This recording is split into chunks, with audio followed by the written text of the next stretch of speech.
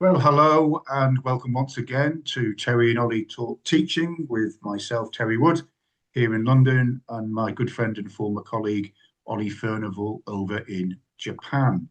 How are you doing, Good Olly? All evening. good over there? Yeah, good, thank you. Yes, I'm in a different room. Our viewers will hopefully You are? notice today in the lounge because my wife and son are out. Actually, I've just noticed behind me there's a murder sign. Just want the viewers to know that's because my father was a policeman. It was one of his first Ah, cases. It's not like okay. I'm celebrating murder. Yeah, Yeah, I'm well, good, cheers. well, there's a lot of people making a lot of money out of celebrating murder. It's Yeah, probably the biggest genre in the world now, isn't it? True it crime. is. It is. It Yeah, is. it's the rainy season, is it, in Japan? Yeah, it's just literally started yesterday. So on the one hand, I'm great because like May gets hot, and this would take away the sun a lot of the time. However, it will increase humidity. So it's Ah, like imagine rain in England on a 26, 27-degree day. yeah. It's pretty horrible. We've had the Pretty usual horrible. over here in Britain. We had a heat wave last week, really hot, 90s, and then miserable, cold, wet, and windy this week. So it does what it does, doesn't Nice. it? And Something for everyone. Japan getting ready, all happily getting ready for the World Cup because they're quite Yes, fancied as a dark horse they of. are. They are, but no one. The Japanese friends I have that are football fans are far too modest to All take that. right, So I yeah, said to a few, a lot of people are saying dark horse. They're all going, no, no, no chance. quarter You know, final maybe, quarter yeah, final no, maybe. they are very good, and most of the players now are in top European leagues. Doing well. So yeah, it'd be interesting to see. Oh, Yeah, looking forward to it. England. I mean, we'll have some great Yeah, moments, and then it'll end with the usual heroic failure. But heroic that's failure. just the script. Maybe it'll change. Maybe it Yeah, will change, but we know the way it goes. It's yeah, lots of exactly. highlights and great moments that ends with heroic failure. But I'm hoping that We'll this dream time we're on. wrong. Anyway, Yeah, let's get exactly. to business. Cool. Today's Yes. all about teaching group work. Group work. Now, the reason that I'm going to be firing a lot of questions at you is that I would class you as probably, certainly as far as my career is concerned, probably one of its biggest experts. I've never known anybody take quite the level of interest in group work that you do. Everybody does it. Everybody does it to in different forms, to different levels. I've got to say, a lot of the group work I see, and I see a lot of it, is not very good. In fact, some of it is disastrous. I do see some Yep. good stuff, some very good stuff. But you've always been quite out on your own, in my view, in the interest you take, the level you go to, the myriad different ways you deliver it, and the way you reflect on it. So that's what we're going to do. And you're currently, I Cool. believe, Ollie, and the first thing you can tell the viewers is, about your interest in group work. And you're currently doing a bit of writing and publishing around it. So tell us about you, why group work, what you've done in this area of trying to get to support teachers and publishing and all of that. Yeah, thanks for that, Terry. Yeah, I've always really been interested in it. Certainly, as we've spoken many times before, citizenship teacher plus Yeah. second subject humanities. And by nature of that, I feel the subject itself requires students to talk, to learn from each other. So I believe that it's always been really integral to the subject. And then when I first started teaching, I realized that, yeah, in England and Japan, not that if you're not doing group work, you are talking at students, but some classes have a short span and the listening goes off. And even if once you've got classroom management under control, students need to be doing things, they need to be active learning. So it's kind of just always clicked with me. And that doesn't mean it's always come easy to me whatsoever. I remember in my early days doing it, I've learned a lot of what to do, having done the wrong thing or Yeah. misunderstood what might happen, or done too much time, too little time, given too much freedom, not enough freedom, etc. So it's important to me because I think it's a really powerful tool for learning. I think students learn best as active rather than passive. And it's a nice bridge. It's like, well, we do need to explain, we do need to model, but then you go off now. You go and find something, or you go and play with what you find. For example, analyze it, evaluate it, etc. So I think the skills group work gives students, obviously communication. I mean, working in the IB, that's one of the key 5 approaches to learning, as well as social skills. And as I said, you've got to negotiate. Hopefully you've got to evaluate. You might have to analyze. You need to collaborate with, perhaps, and we'll come to later, I'm sure, with people you might not usually collaborate with in the group. And I guess, hopefully, like all education should be, it's getting students prepared for the real world. Most jobs as we leave school do include us having to do those skills with other people in the world of work and communicate effectively. So I believe, it's really a key part of learning, as well as teaching students skills that they're going to need to do. And it's not, believe me, a lot of it isn't easy. Yourself, how different students react to being told by a peer, maybe with a lesser social standing, that they're wrong, or does that person have the courage to tell someone else they're wrong? And there's strategies around it, which we may come to. So yeah, that's just a summary of it. I really believe it's kind of, I'm not saying do it every lesson. But one thing, I want to carry on from what you've just said. I've watched a lot of lessons in my career. And I think it's one of the hardest things to do. I think it's one of the things I see general teachers struggle the most with. So hopefully I've written on it, and hopefully if I can get, published, get it out there somewhere, then hopefully you can just give a helping hand to teachers who may be struggling with it. Yeah, I mean, obviously I've looked at a draft of the things you've been writing, and you go to the sort of detail that I don't think I could, because when I was teaching, I did do group work. I mean, sometimes I feel probably there was great importance placed on some of the activities, and being a geography teacher, field work, collaboration, all of that. But sometimes I think I was just doing it because I was expected to. Maybe I was filling time. Maybe it was something to allow the kids to get on together whilst I did something else. So sure, we'll come back to that and how it can be done badly, because I think I did it quite well. Was it the great strength of my teaching? No. And I think I can probably illustrate in response to what you're saying, some of the things that I see and that I did wrong too. Sure. So the first question beyond, I mean, you've certainly the link to citizenship is, I don't think there's probably a single subject I can think of in which discussion, because is group work, the question I'm trying to get at, is group work discussion, or does it go beyond that? Because clearly citizenship would lend itself mostly to group work more than any other subject I can think of. Sure. Yeah, definitely. Though it does go beyond discussion. I mean, it depends on how you want to frame it. So group work can be research. However, it must be done properly if it's research. But one of my bugbears that I've seen, even fairly recently, is teachers saying, "Well, off you go, research as a group," and you're like, "Well, why?" They come back separately. The teacher then does the feedback, and I'm thinking that group haven't even spoken to each other or looked at each other. It's not proper group work. In order to do something like research as a group, it's all about finding things that maybe breaking up into a jigsaw. So finding each student finds something different, and then when they come back, they have to report back what they found, see how it slots in, and then really to look at what they found and find out what are they going to do with it. For me, it's all about, well, so what? Okay, yeah, it's all nice, as you kind of alluded to have students all chatting and talking, but well, so what? For me, the group work really teachers should also be teaching things like research skills, things like selecting the relevant information.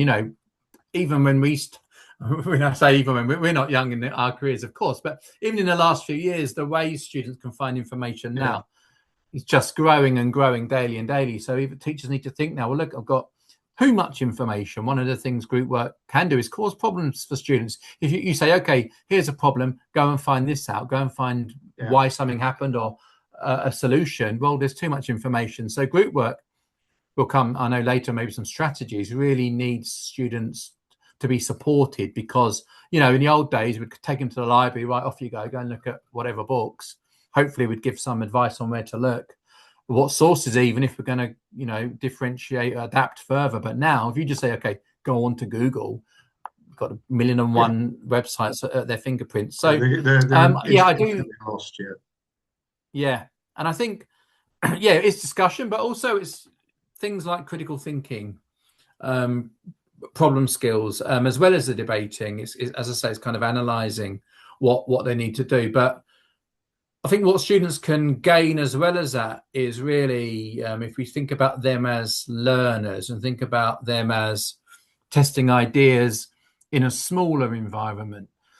Thing I really like about group work, and this can be even down to pair work, is giving students the chance to discuss an answer in a safe space. You know, if we're asking a student for an answer in front of 30, even a think, pair, share, suddenly they've got someone's opinion to fall back on and they're representing two people. So what I like to do in a class is get kids to, answer in groups of 4 or whatever. We don't always need to listen to the whole class, and those 4s can then become an 8, or you can play around and 2 from each kind of join up together. There's so many different ways that a group activity can be done to allow students to build confidence, because a lot of people don't want to speak, whether or not it's a personal belief in a religious education lesson, for example, or whether it's not, they found out an answer.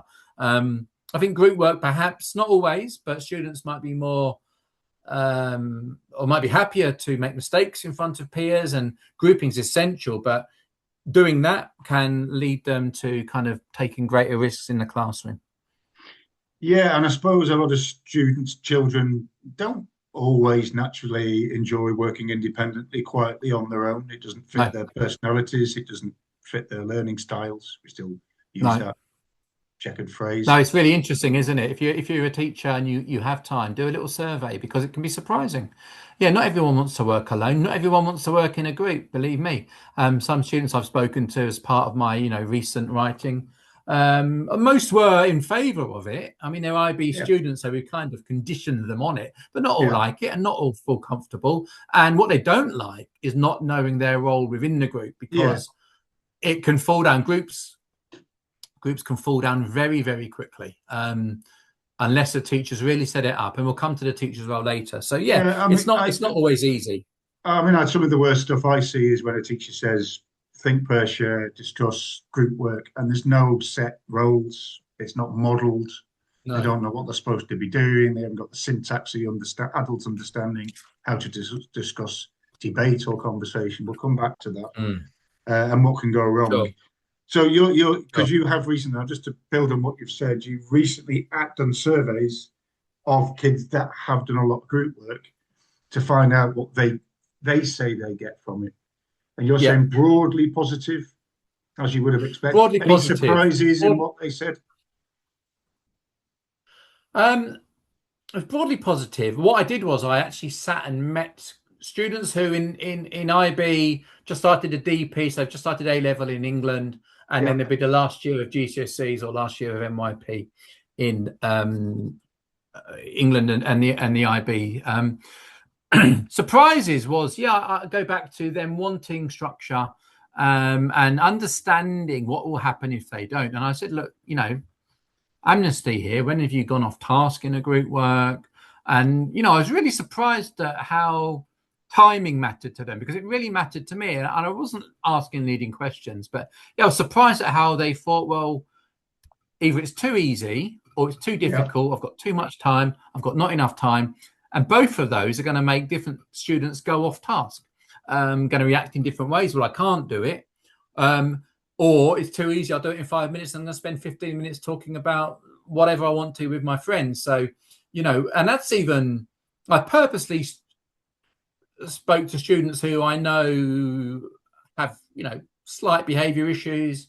And I also spoke to one, so I know really, kind of what you would, if there is anything, that the perfectly behaved student. And all of them kind of had generally similar positive things, but they really do want the structure. And I was a little bit surprised by how much that mattered to them as well. Yeah, no, I think that's absolutely spot on. I mean, I find myself saying to teachers regularly across all the age ranges, particularly secondary, primary, the children tend to engage with each other much more naturally, and they're easy to train to do it. and they do it much more openly and positively because that's the way it is when you're 6 or 7. But teenagers and all the stuff they start to go through, I see them just sitting there saying nothing to each other. And I will say, well, that group's brilliant. Those kids there are really into it. These two haven't said a word to each other. They've just waited for it to end. And that's because you haven't modeled it. They haven't got the confidence. They don't know how to do it. You can't assume that everybody just can talk to the child that sits next to them who they don't know is not their friend. And it might be a male-female dynamic too. Yeah. We'll come back to that. You can get a bit of that because there are differences in the way boys and girls certainly. No, go ahead. Yeah. In my school, boy girl is pretty big. It's got to be done by the teacher, or they will sit half and half like that. I really like your point about some loving it, some not loving it. And there are strategies that we can use as teachers. I'm a big advocate for giving the answer and getting them to rank it, or getting them to role play it. So give them, let's say we're debating whether or not we should raise the budget for defence. You give them an answer for yes, you give them a job, you give them an answer for no, and say, okay, you now will speak in this role. Here's your answer, advocate it, and get ready to respond to what the other person says, because not everybody knows everything about the subject we're studying. They're not all interested the same.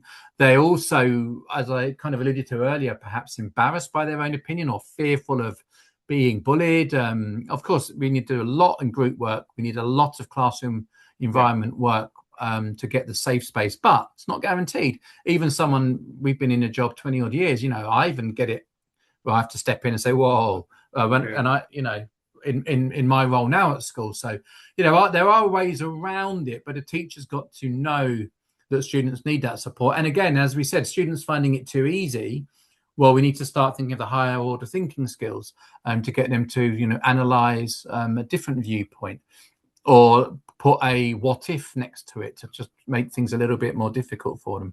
Yeah, so it takes me to the next point, which is about what teachers get out of it. So let's think about if you're a geography teacher, if you're a citizen teacher, if you're a PE teacher, if you're doing a practical subject, you're much more likely to get group work, to understand what you as a teacher are going to get from it, never mind what the students are getting. But there's going to be maths teachers, for example, just to pick a topic off the top of the head, or maths maybe mostly we're going to say, no, we don't do that. I'm not going to get anything from that. That's not going to work for us. What are we going to do? Yeah, that's a waste of my time. I'm much better dealing with the children as individuals. And that's the way we learn, and that's the way we teach. So maybe specifically thinking about that person, the kind of very traditional driven maths teacher, or more generally, those that are not persuaded, what can teachers get out of experimenting with group work? Sure. Thanks. Yeah, I really think the key, in my opinion, of education, one of the core parts, certainly, of the knowledge part of education is thinking skills. So I think group work allows us to see how students think, how they work and respond to the thinking of others. Now, of course, we can see how we think individually as well. A maths teacher or somebody who doesn't want to do it could also argue. But even with a maths question where let's try to solve this problem, of course, I would say put that mathematical problem into a real life situation to give it some kind of context, but start understanding how students think, how they talk through their problems, and then you can see students learning from each other. And I'm a big believer in students learning as they teach. That's certainly how I do. The more I taught a subject as a non-specialist, the better I became. I think as a teacher, I hope I'm inspired by adapting, and the group work has a lot of opportunities for adapting lessons, adapting activities, to think about making things easier, more difficult. So I would hope a teacher would think, well, okay, how am I, rather than giving everyone the same thing, or even written on their own silently, you start from a different question, which of course can be done, but looking at how we can differentiate mathematics, for example, into getting students to work with each other. I think teachers, I would hope, would also get a sense of pride in looking at the independence of a student. I mean, there's nothing better than finding out I didn't know they could do that, or oh, they've made Yeah. such growth in that. So really showing that they can lead an activity with their peers, they can chair, they can respond, they can report back, whatever the role they have, is kind of putting, as I say, the social skills which apply to all subjects into anything. So I think, we don't want students to over rely on a textbook, over rely on the teacher talking at the front. I think for group work, depending on the design of it, it's obviously very versatile, can really, even whatever subject we're in, is just show students, well, don't just look at me, let's see if you can work it out as a group with each other, with a common problem. And of course we're going to come back together and we're going to look at how it was done and correct any common misunderstandings. So I think the teacher, what I would hope to do, would be able to do that. And whatever subject you're teaching, if as a maths teacher or any teacher, you're finding it's the same 3 or 4 answering, which they will do if you have a hands up policy. And I know I very rarely do, but even with a no hands up policy, it's hard to hear so many different ideas at the same time. So quick activity as a maths teacher, do the mathematics, but in 3s, you've got one mini whiteboard. As a 3, you've got to agree on the right answer. Then you hold up the whiteboards, and then I can see so many different thoughts at the same time. And I can see so many answers at once, killing so many birds with the same stone, rather than going 1, 1, 1, 1, grading. Group work can cut the time down to see how more thought, if you're representing it, through a mini whiteboard or whatever, quicker. So, yeah, and I would think as a teacher, I can't talk for all teachers, but certainly what I get out of it is, the facilitating role, the coaching role, the going around prompting and prodding, rather than this is what I've done, go and copy that or answer related questions to it. It's more about you being seen as someone going group to group, being part of the learning process as well. Yeah, and what a couple of things you've said there reminds me that we've mentioned this before in other of our conversations, that British kids tend to do very well when it comes to international league tables on problem solving, therefore working together as groups. Again, I could be, not to trade in stereotypes too much, but kids in the Far East, your part of the world, don't do quite as well as that. They tend to do better, it seems, working independently. Do you think there's a kind of truth to that? Yes. It's really interesting to see students in my school who may have come from a Japanese school. We do get many who've been abroad. And then, as I said, we in the IB, one of the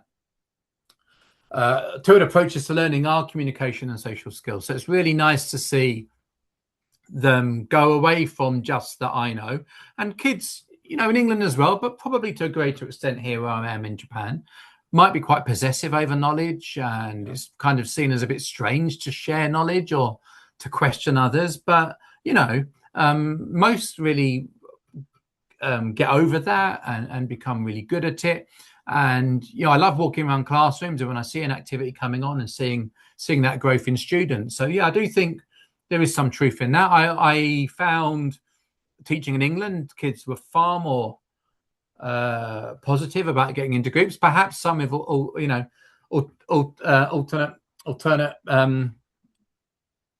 what's the word? I've lost the word, but yeah, maybe they want to do that because they want to maybe talk to friends or have a break from me. They've got an ulterior different motives. Ulterior motive. Thank you. That's in my brain. So not all because great. I want to work, and that's something we've got to be careful of. But even good kids might see it as a nice little break. I work at my own pace for a while. So yeah, I would say that is generally true. Yeah, and what the teacher can get out of it. I mean, obviously, you and I were secondary. You are secondary. I was secondary. Sure. Although I observe across all the age ranges. In primary school, particularly very early in primary school, it's observing children talking to each other, their oracy, their ability to speak, listen, respond. It's the building blocks of early literacy. They are constantly observing how the children interact and what levels they're at doing so in socializing. So that takes me to the next point. My next question for you. and this is where some teachers say, oh, well, it's lovely. What you're describing, Ollie, is great. And I think it could work and Yeah. kids could enjoy it and they could learn in a different way and it suits some of them better. But how do you assess individuals? How, you know, I can mark their work. They start at A, they finish at Z or Z. I can mark it, give them a score. I know what they've done. It's all those. Easy. How do you assess in the same way the individuals that we're required to do when it comes to group work? Because that would where a lot of teachers will get nervous because they can't assess individuals. How would you answer that? Yeah, you know, I've had problems in my own career, even you know, going back to an old theory of knowledge is a diploma program core, Yeah. and it used to be one component was a presentation for the final grade, and you had to give the same score. And yeah, it caused issues because, as you kind of alluded to, different people doing different things, and you know, I had to break up some groups so I could see this isn't working, this isn't fair. But for something, you know, not as structured, I would focus more on the student performance rather than the outcome. Yeah. It's going to be very lucky if there's 4 students and they all do 25% of the outcome, but maybe they don't. What they've done doesn't need to be seen in the outcome. I would maybe focus on the contributions, and one good thing I would do is give the roles and then focus on different, whatever role someone's got, they can have their own a rubric or criteria, and a teacher could grade about how each individual's work to different responsibilities within the groups. I think if we're not talking something that has an external, I think with group work we can use feedback and reflection to look at performance. Watching the group and realizing maybe someone didn't report back properly, or were too slow to get going, or relied on their friend too much. That's the target for next time. They can reflect on their own performance, but the student can also reflect on the teacher feedback. So I'd really think about teacher feedback, and then, you know, going back and seeing how students have progressed.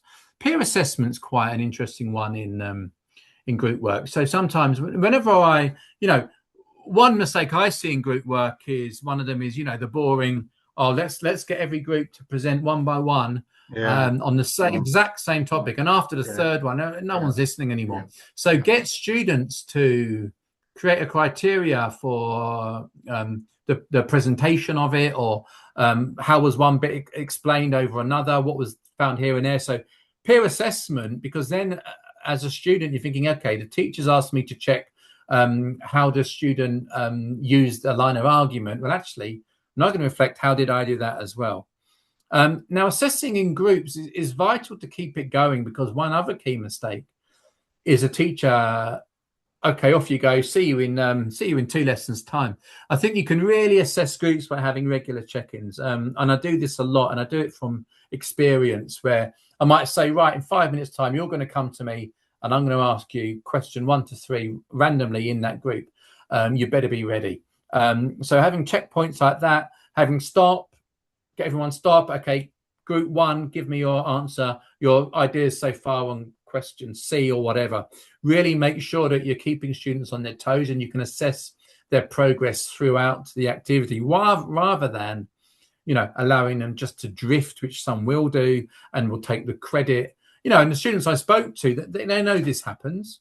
Both sides. One says, yeah, I do the work because I don't want it to look bad. And another one openly said, yeah, well, sometimes I've let others do the work for me. But if you have individual check-ins, group check-ins throughout the process as a teacher, you are able to assess the individuals in the group as they're going along. And it's really good. What I've done a lot of times, I see a student not where I want them to be, I'll say, okay, in 10 minutes time, I'm going to come back to you and I'm going to ask you to explain that. And, you know, that would give them a little bit of impetus. Oh, the teacher's coming back. I need to keep a check on that. I think finally on how a teacher assesses would really to make it clear that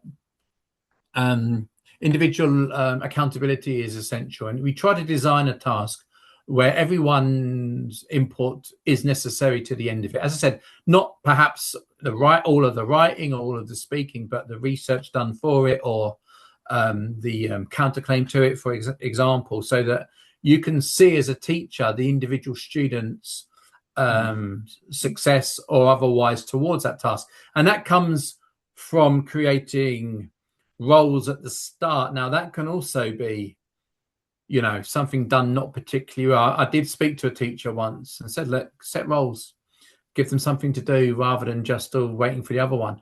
When I next saw that teacher, the role of one kid was timekeeper, and literally their job was to watch their stopwatch go down from 15 minutes or whatever it was to 0. So the roles have got to mean something rather than, well, you're a timekeeper. Okay, great. I'm going to sit here and look at a clock, which I've seen happen, unfortunately. Yeah, and swap the roles so there's not always one dominant personality. I mean, it was just occurring to me, maybe shouldn't set targets that for what you're going to get out of a group work that are too high. Because as we know, if we were working as a group of adults, professionals in groups, you're not working all the time. You are going to get off task. There is going to be social chatter. There are going to be jokes. Oh, yes. And you've just got to allow for that. If you're too strict on it, it's just going to defeat the purpose. Is that fair to say? Yeah. You can't be too vigilant because you're only going to be disappointed. Yes, and I think we've spoken before, you know, perhaps that was me in my early days, expecting perfection all the time. I think in group work, if you can create an atmosphere like, you know, in an office where, the odd bit of chat, you know, that doesn't hurt. That can be really good for the team morale and group morale. And, you know, if I hear a bit of laughter break out in a room, I won't go over there, you know, what's going on? You know, try to get to hear about it and maybe even go along with it. As long as you know where and when to stop, I would certainly say, allow that in the group, because, as I said, that's how group works. If you look at teams in sport, teams just in social groups, you know, it's not 100%, you know, doing that. I totally agree. Yeah. And you've got to try and get kids that wouldn't usually socialise and work together to work together.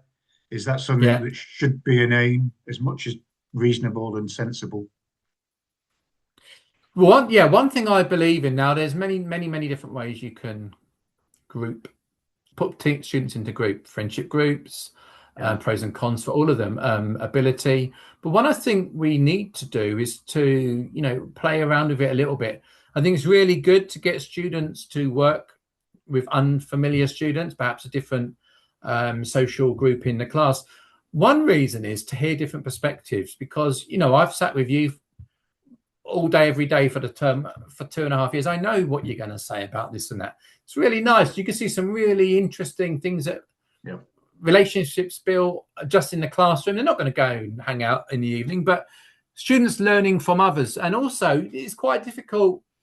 You can't be too explicit, but you want to push them on the social, you know, norms of, well, actually, you know, I would never challenge you outside, but in my role in this group, I'm going to, under the structure of the group work, where I can be the leader. I know that you're socially higher up than me in the school or whatever, but in that role in the group, with the correct structure and the correct environment created by the teacher, I've seen it. I've seen students be able to do that and to take on different roles, and it's absolutely brilliant when that happens. And you know what I love doing?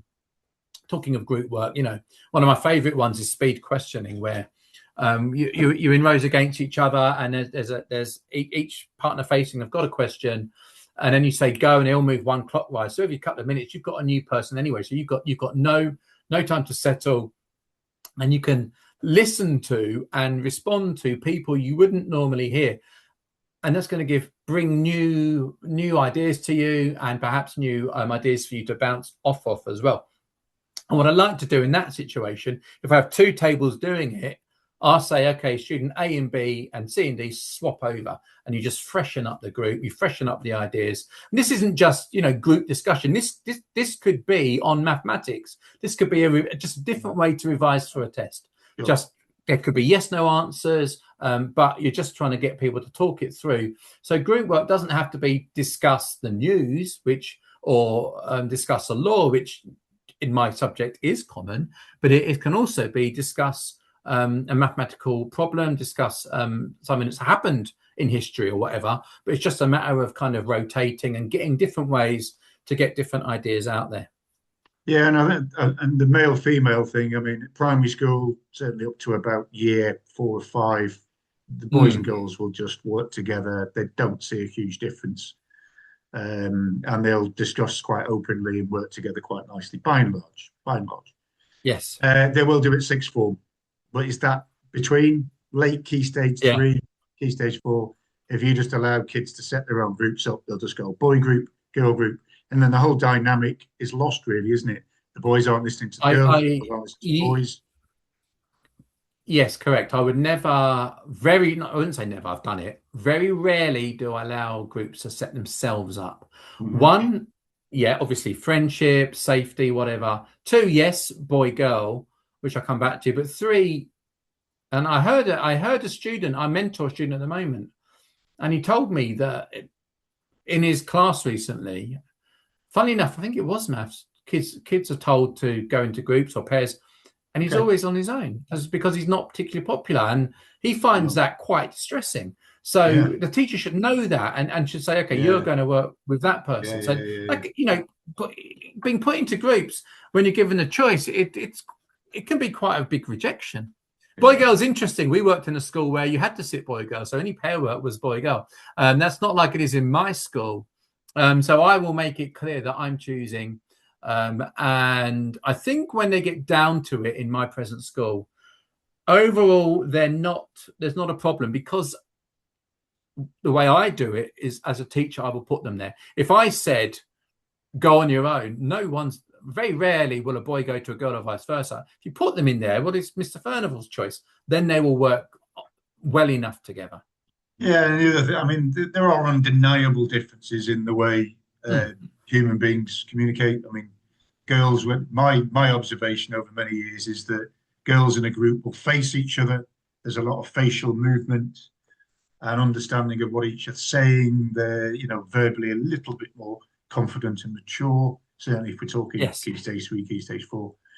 Boys will quite happily sit in a row, staring at the wall, shouting at each other, and not listening. And again, that's a Yes. gross misrepresentation, Yes. stereotype. But I think we all recognise it. We all Yeah. recognise it. So I think you've got to burst that bubble, otherwise you could just going along on parallel lines. So that leads us really to, and this may be anecdotal on your part or just all the different experiences you've heard of. What if a young teacher says, yeah, I'm a geography teacher, history teacher, citizenship, whatever, maths. I fancy dipping my toe into this water. I'm really excited about doing a bit of group work. What can go Yeah. wrong? And do you have any Okay. stories of things going spectacularly wrong? um, what can go wrong? I mean, first of all, the design of the task is paramount. It's Yeah, got to have a clear, why are we doing this? What are the outcomes? Linked to that is the instructions. If the instructions are not clear,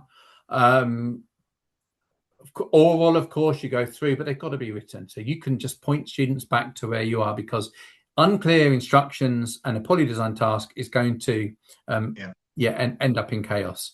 Not knowing what success looks like, I anonymize work a lot and say, okay, here's a good middle, low scoring answer. Of course, if you've got time, you get kids to grade it as well before. So to see if they can work out what they need to on what they don't need to do. The design, going back to the design of the group, domination, the students dominating.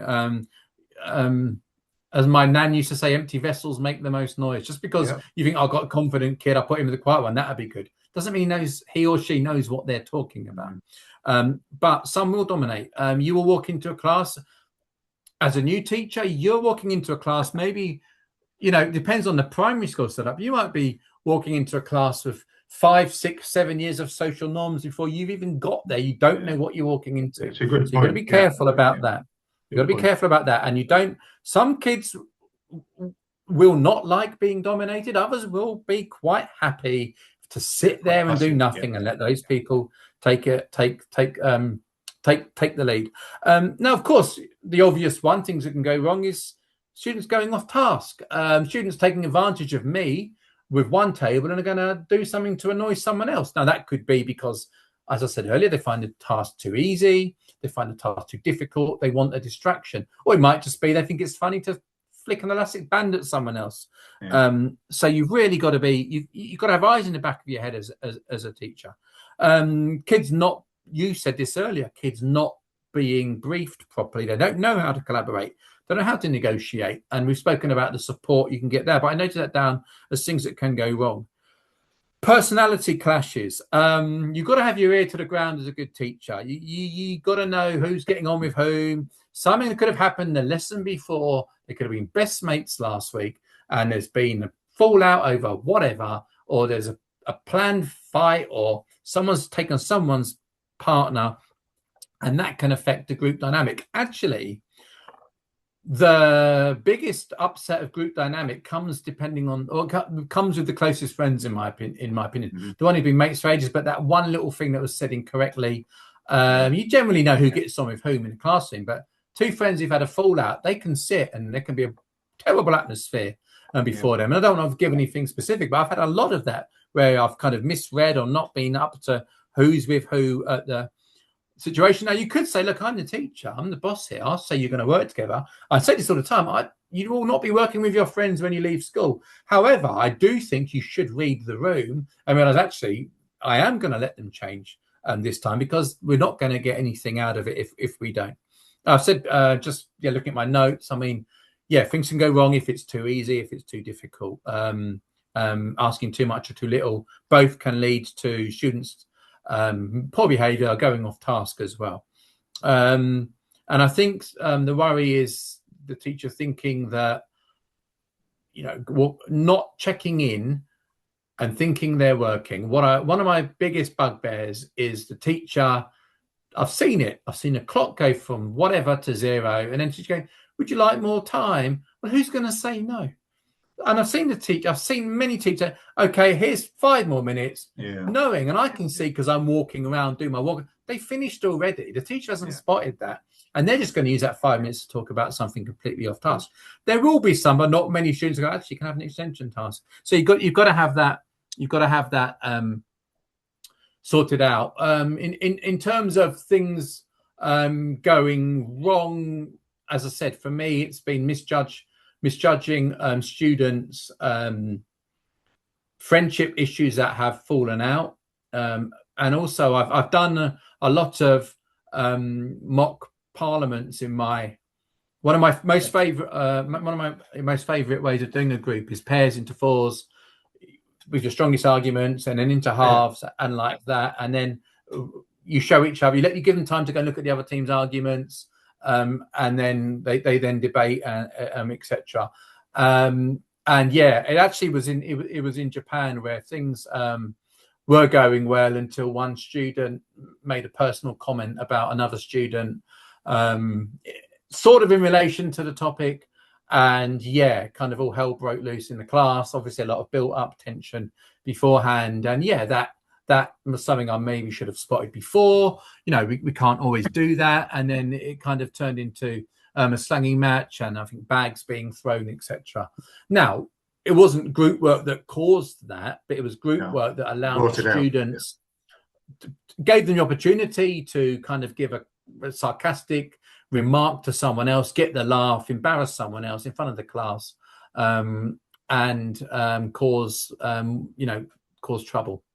Yeah, because it is a risk, isn't it? I mean, there's a lot of rewards, but it is a risk. We've talked. It's a risk, and as a good teacher, you got to know that the risks aren't always obvious as well. Yeah. Some child might be dying in embarrassment to be put with 3 students that don't know that well, or they know that they're not seen in a good light by them. And if you don't know the class, that could really kind of affect that kid's day. And if it's like, as I said, a 2 or 3 lesson thing, that's going to give them worry over time. And I've had students come and ask me, can I not be with this, or can I move, please? Can you not make it obvious, please? And there's things away. If you're going to go with that, you move more than one, and you don't make it obvious because you don't want anything to happen to that student. But it is a risk. It's a risk in terms of classroom management. I'm fairly okay with classroom management. But when I do have issues with classroom management, it would be group work. It's not when they're sat on their own answering questions out of a book or listening to me, because I can be louder than any student. When I let them off, something might have happened. Someone might have done an Instagram thing, a post, or someone might have been seen doing something after school the night before, and that's all they're going to talk about. It is a risk, but it's a one worth taking, I think you might have said. Good. Yeah. Well, I'm going to deal with the last two questions together, really, because it's really top tips, little things that you just find always work because of a lot of practice, and maybe some highlights, some anecdotes, some highlights, some of the group activities you've done, or maybe done regularly, and they always work, they're always great, or just occasions where you did something really different and it was just extraordinarily good. So finishing on positives, top tips, highlights, things that really, in your experience, have gone well or can go well.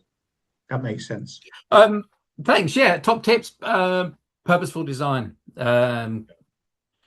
Don't just think I've got to get them sitting together, I've got to get them talking, because that's the modern way, if it is, of teaching. Structured interaction, clear guidance, clear expectations, clear routines.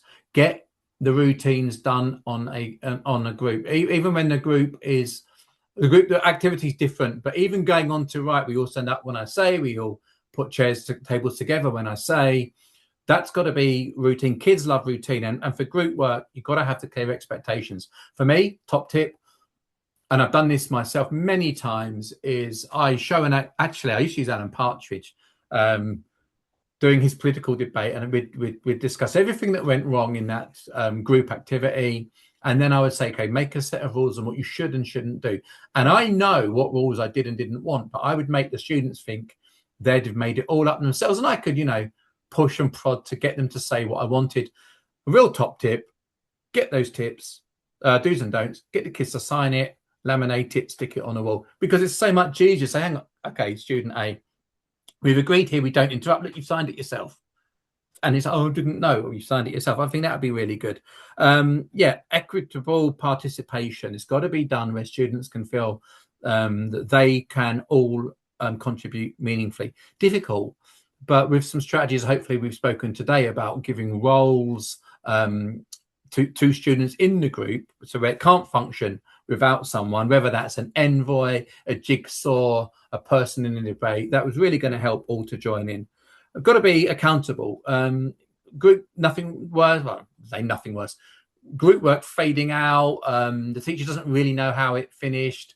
We need to have feedback. It doesn't need to be to teach the whole class. It does if it's a knowledge-based thing, to make sure that they haven't gone down the wrong route, and that's going to affect an assessment. But I would say it's got to be done so that there's reflection. It can be done group to group as well. Adapt the group work to ensure that it meets the needs, academic, social needs of all. Instruction sheets, I mentioned, they've got to be detailed. They've got to model the process of, maybe perhaps with breaking points, where you can say, okay, check-in points, sorry, we're going to come back together, either me and you or as a whole class, to see how we're getting on with that. Easier said than done, but I mean, you mentioned it earlier about you very younger. I've never observed particularly, apart from when I was a trainee teacher for the 2 weeks we did in primary, getting older students to understand you won't win all the time. You'll be told you're wrong. That's normal. It's got to be done respectfully. Again, putting in roles is a good way to do that. But even in there, well, how are we going to present this? Are we going to use pictures in the poster, graphics? How are we going to design it? Teach students in a group to come to a conclusion. There's many ways to do that. Obviously, the easiest way is to vote.